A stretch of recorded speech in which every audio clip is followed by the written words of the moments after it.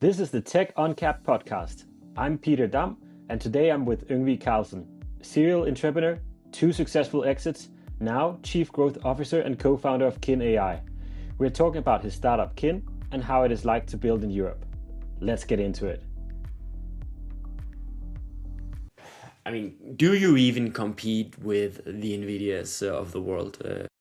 No, And definitely you not. can't really. I No, mean, their no. spending per second is what you have for a year. Yeah, yeah. So it's you need to figure out what the niche and the focus is. As mentioned, the agentic workloads where there will be a very fast expanding need for that. I think that you see Nvidia then going out buying a Grok with their specialized inference chips is kind of a good indicator of them also understanding, well, it's not just their really hardcore GPUs that is needed for everything.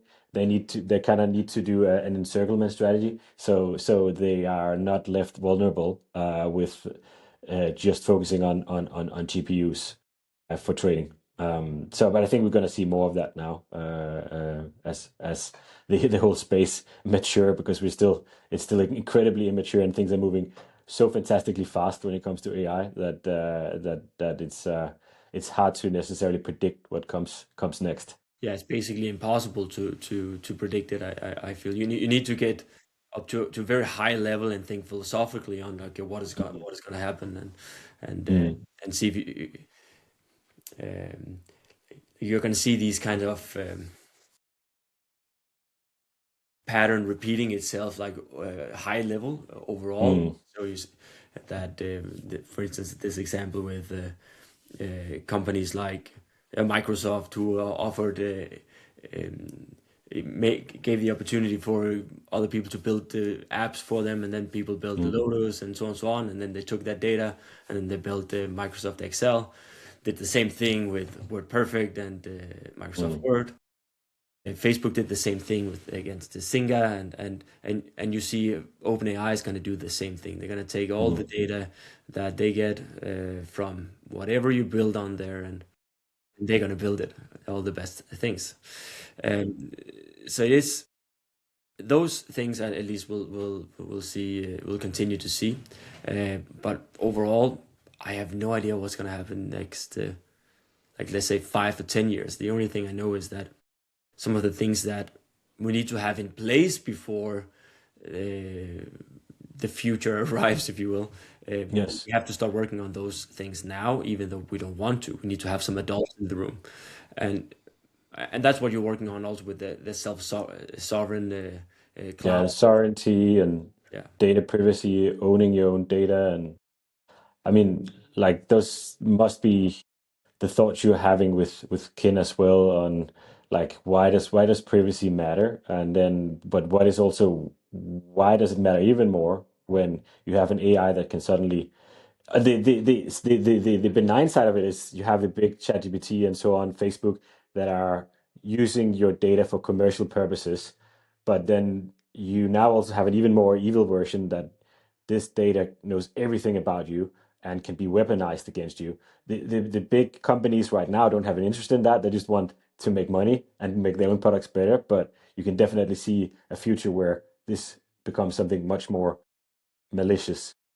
oh, 100%. And the problem is that we're not able to see it now.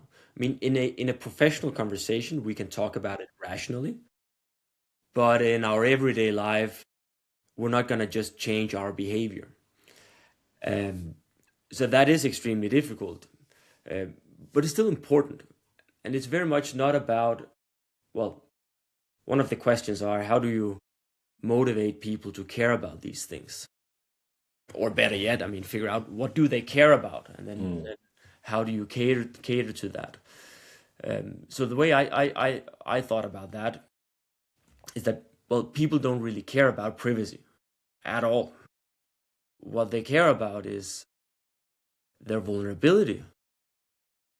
And the reason they care about that is goes like way back, and yeah, just think about it. I mean, one of the worst fears we have as humans is being humiliated. We we don't like to have our vulnerabilities to be exposed to public display. Like, that's really not something that we want. um, because if you show that you are vulnerable, then those with bad intentions, they will take you down. And one of the worst fears humans have is the fear of being humiliated, and you will be humiliated if you expose your vulnerabilities too Mm. much. So one thing I started to think of when, like, at least talking about kin and the privacy and self-sovereign identity aspect of it, was to try to stop talking about that and start talking more into vulnerability and intimacy and instead. Mm. One of the examples that I usually use is this: that, I mean, you don't care that Facebook or Meta is tracking you on all these commercial stuff. It's benign, Yeah. as you say, and you don't worry about it because, well, why do they care about Peter? I mean, just one in a Mm. billion, literally Yeah. a billion, and uh, and they don't care about you specifically until they have to.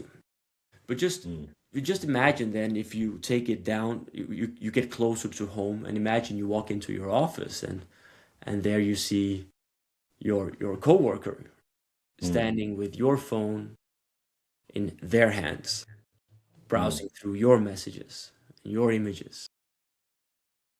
Now all of a sudden it gets very close to you, and that doesn't feel Yeah. very comfortable. Uh, No, even then it's personal, and it's a person who has an interest directly on you. Yeah, and I see most AIs today's AIs so most AI today is super powerful, Mm. but it's just not private. And kin is built for these conversations people do not want stored on someone else's server.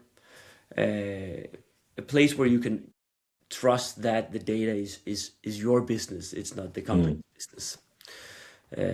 And that's yeah, I think that's important, and we just need people to understand that they have to care about this, even Yeah. though they don't feel vulnerable today. Hmm.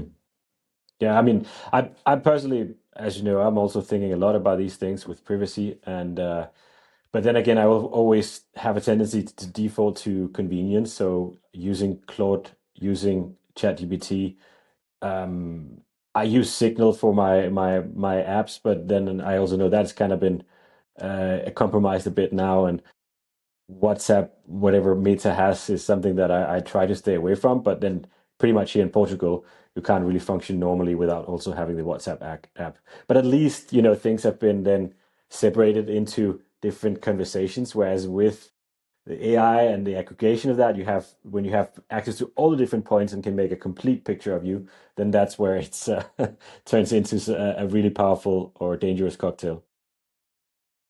100%. And you don't know who's in charge 10 years from now. And if they want to get you on something, I mean, then they will get you. You can actually think of it in simple examples. Just think back when you were young and in school, and you're Mm. in the schoolyard. I mean, you really don't want the bully in the schoolyard to start having an interest in you, because then you will be the victim. As long as he doesn't look at you, then you're fine.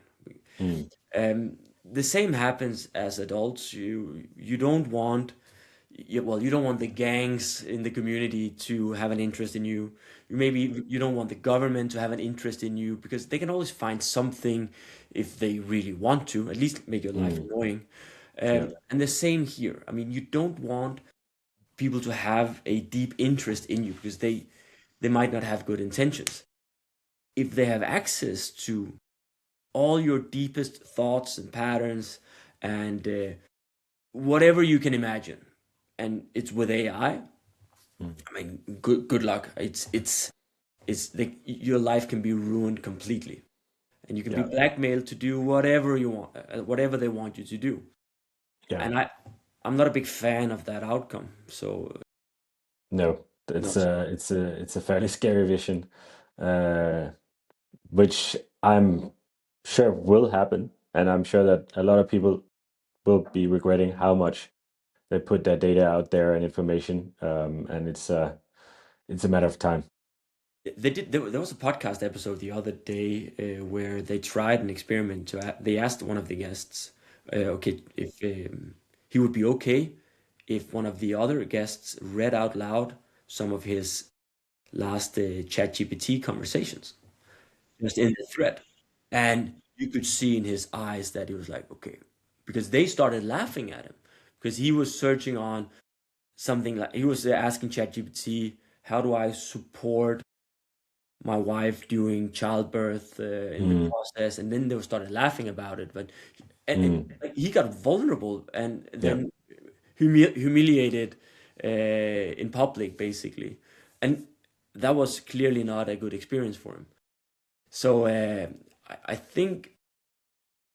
I think people are slowly starting to notice. The question will then be if, well, do they change behavior or not? So that's a different one. yeah, yeah. All right.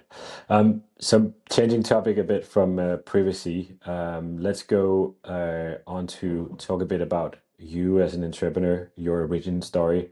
How did it start out, and what was notable events on your path to where you are today?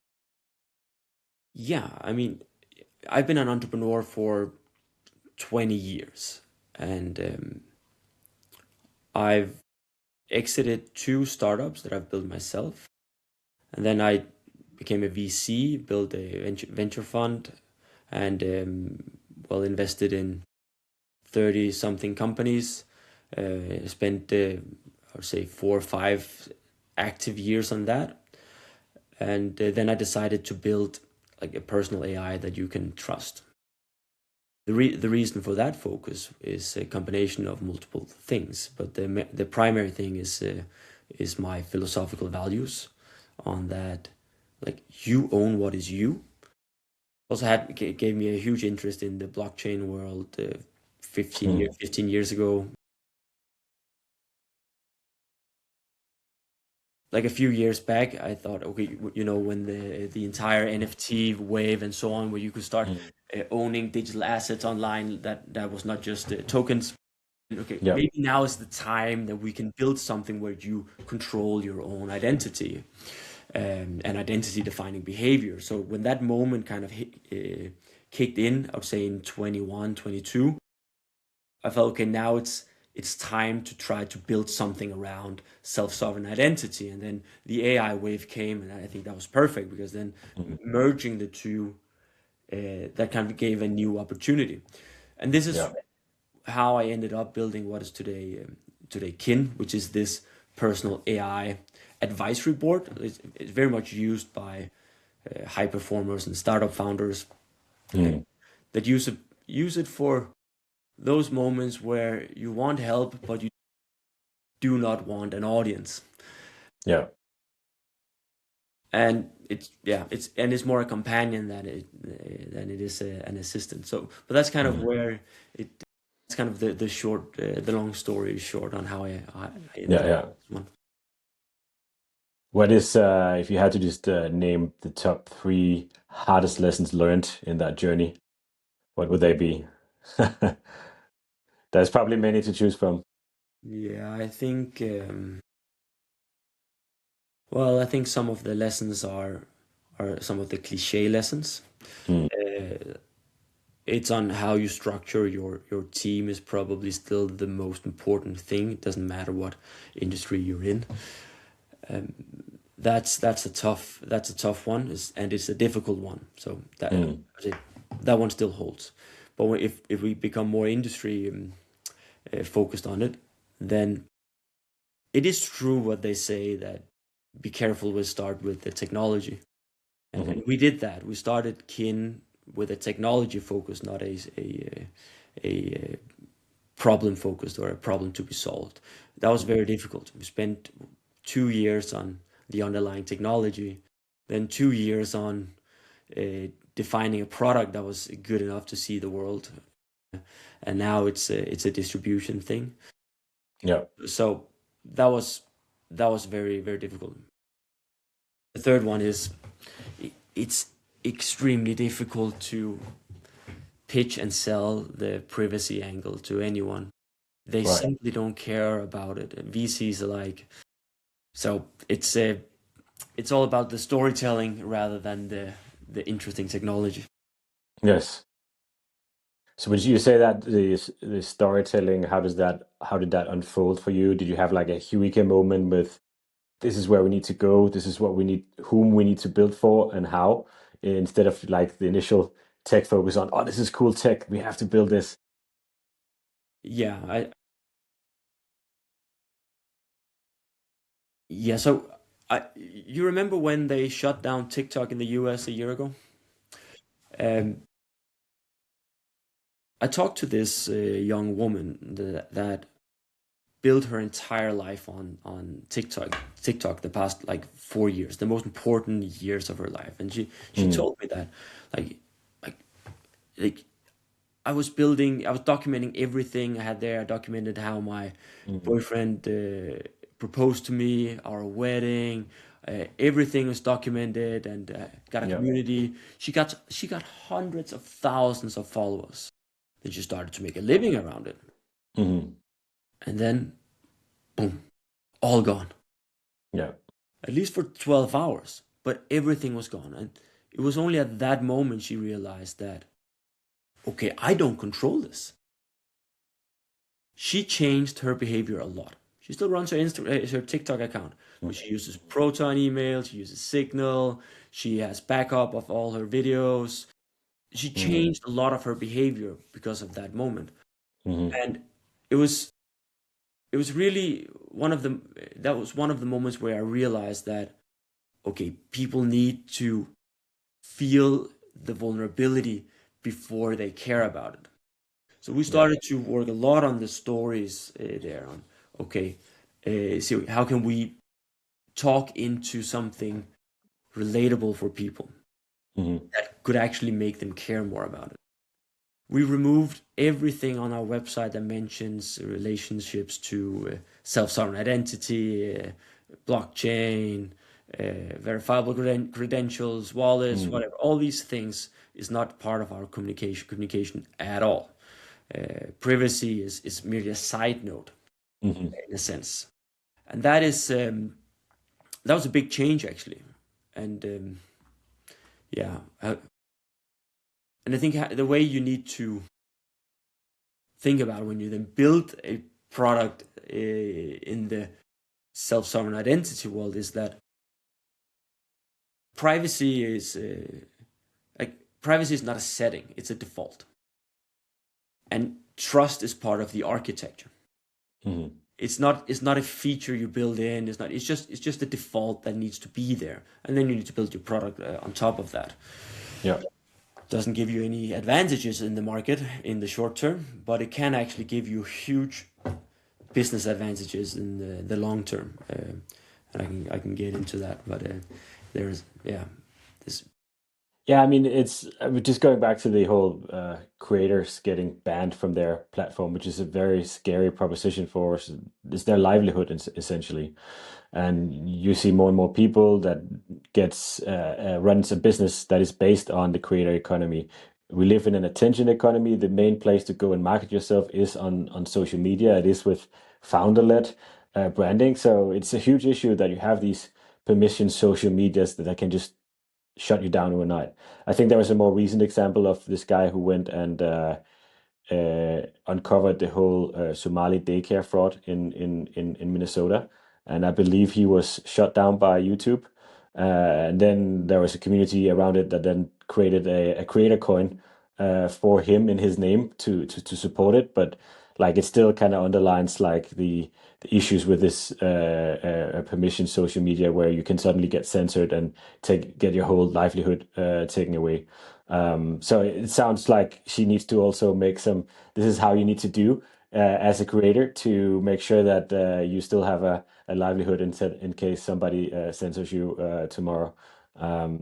yeah, Kind of and it's approach. there's this oh, I'm probably going to butcher this, but there's this kind of Mm-mm. that if a bird lands on a branch, and the branch breaks, the bird is still able to fly away. So if you do you focus do you put your trust in the branch that you're sitting on, or do you put your trust in the wings that you have? So you Mm. need to make yourself resilient in many ways, like personally, of course, but also in your structure. You already do it maybe with your investment portfolio, with the financial diversification. You need to do Mm. that psychologically as well, but you also need to do that structurally. You cannot put all your eggs in the same basket, and that's Yeah. what's happening with these platforms. You saw the Mm. same thing with the Twitter files days, right? So many Yeah. people just getting banned. Like, Mm. you've seen that all over again. You saw that in Facebook when Singa put the entire business on Facebook with all their games, and then Mhm. poof, one day from one day to another, Yeah. it's gone.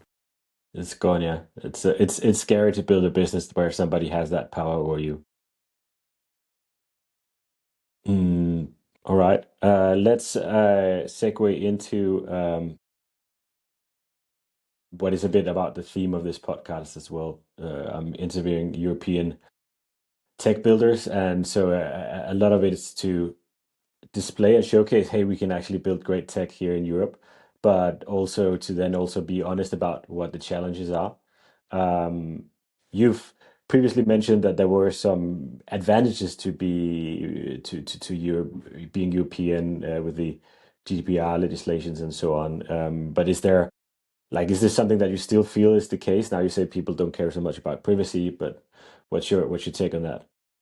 There's a big advantage in the mindset of the people that you work with.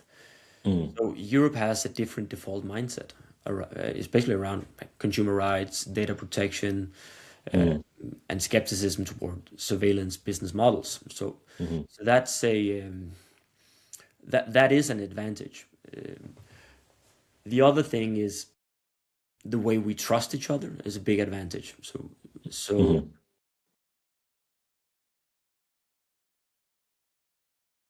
when we started to build a team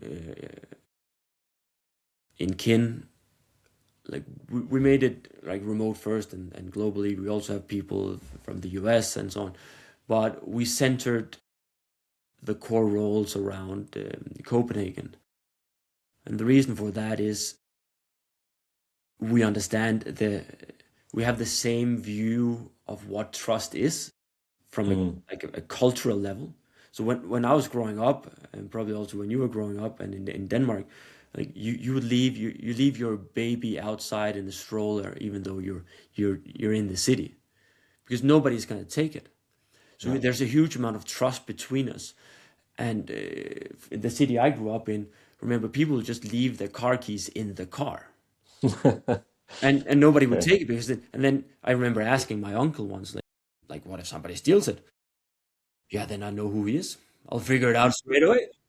And that's the beauty of one of the beauties with these small local communities, and the trust needs to be very high.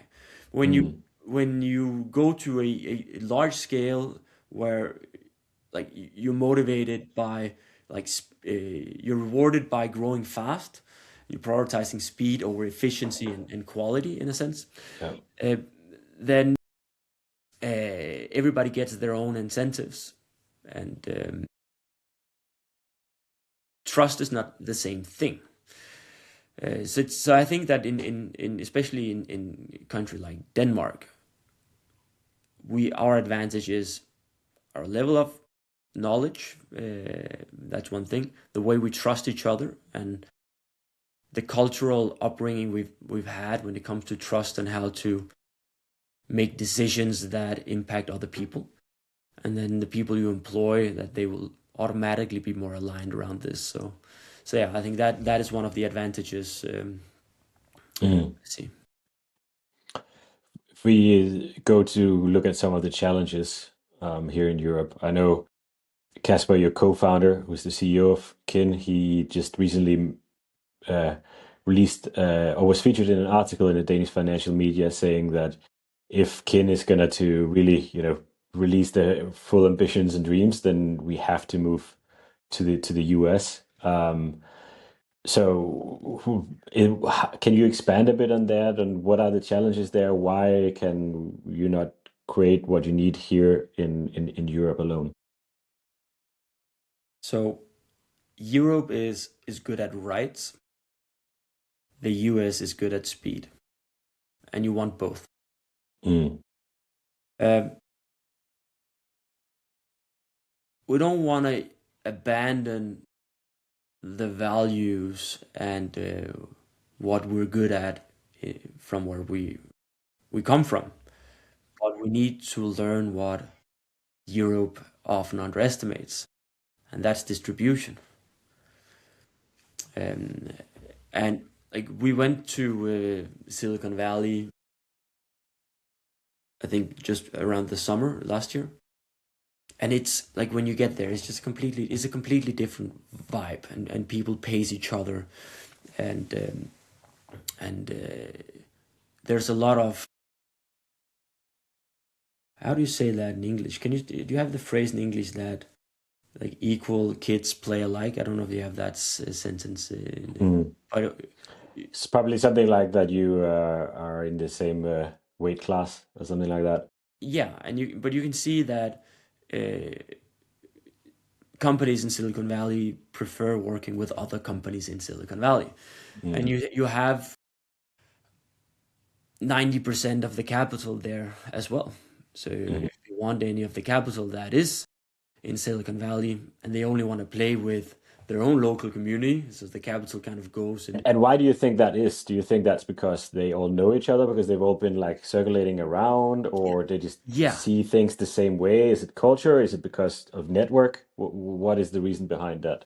probably a combination, but I think that it's network culture, and then it's this what goes around comes around thing. So Mm, you never actually own money, right? So money is for people who trade, and yeah. if you kind of circle the money around, okay, so I'm gonna fund your idea, and then you're gonna fund my idea over here, and then it kind of goes around. Then the money just stays in the ecosystem.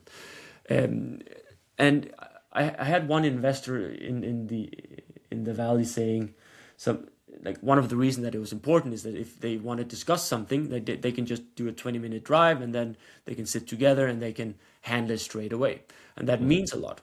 Um, then you come into the culture part. If you all have the same mindset there, and you know that okay, this is how we work, then there's so many questions that you don't need to ask. And it's just very, very clear when you look at the statistics that Silicon Valley funds love to invest in Silicon Valley companies and mm. Silicon Valley founders. And I mean, that's where the money is. I saw one chart. I can't remember what the number was actually, what it was actually, but to give you the relative terms, it was something on okay, how big is the investments? How big is Silicon Valley compared to New York and London and Mm, Denmark mm. when it comes to investments? And I can just remember the numbers. The number for Silicon Valley was 700,000 and something. The number for New York, that was the second largest investment hub, Yeah. was 125,000. No, sorry, 200,000. And then London was 125,000. And Denmark was all the way down with a number called on 13,000. So just comparing the 700 and something thousand to the 13,000, like there's a huge gap from Yeah. between Silicon Valley and the rest of the world. Yeah. Yes, there is like a very big concentration and centralization just around Silicon Valley, which is then not the rest of the states in a way. And I mean, there has been a bit of a push towards moving out of California and into Texas. I don't know how that is gonna, if maybe it's even gonna fragment that concentration that there was there before. I'm wondering what we should be doing here in Europe. Like, how do we create a European Silicon Valley? How do we enable this type of concentration of talent and money and to basically unlock what the Americans have been so successful at? Yeah, so you can say that it's about European principles, but the US is good at the distribution side, especially, and you have the concentration of money. So it's about the European principles and the global execution. So the dilemma here is, as you say, okay, what would Europe need to change to compete better? And it's a good question. I mean, we need more capital in the companies that we have here. That's for sure. And I don't think that Europe should copy Silicon Valley. I think it should copy the parts that create velocity. Hmm. Because we're not good at distribution in Europe in the same way. We don't think in the same way as they do in the US when it comes to selling. Concretely in Europe, I believe that one thing is access to capital, and it's difficult with the amount of taxes and we have here and so on and so on. I mean, Hmm. but we need to make it easier to invest in startups. It should also be easier to do cross-border scaling. Uh, I mean, Europe is one market on paper, but it's in reality, it's many markets in practice, right? It's Yeah. you can't just scale your product to Belgium. You need to translate it No. into three different languages. So I think, yeah, easier cross-border scaling. You need more capital here and Mm. stronger distribution infrastructure. How? That's I don't know. Uh, yeah, It's a tough one to solve for. yeah, yeah.